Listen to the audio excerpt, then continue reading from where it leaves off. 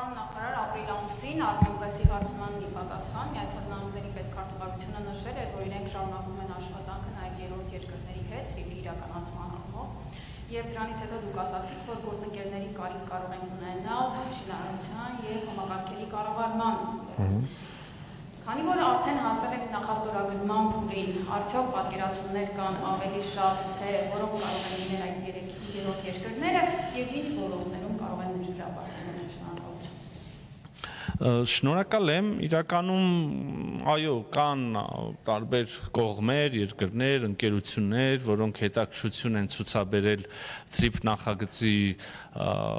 տարբեր դրսևորումների, վերջում մենք TRIP ասելով տենց իներցիայով անդադ կամ շարունակաբար մտածում ենք երկաթուղին, բայց չէ որ խոսքը նաև էլեկտրական, այդ գծերի մասին է,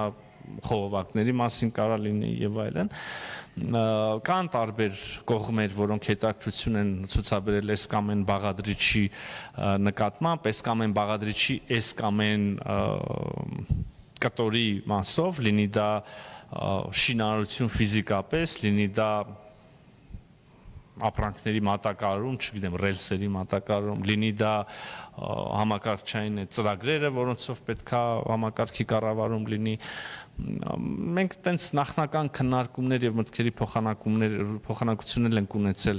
մի շարք գործընկերների հետ, բայց չի ուզի այս բանին որևէ ամփոփում անել եւ անուններ տալ։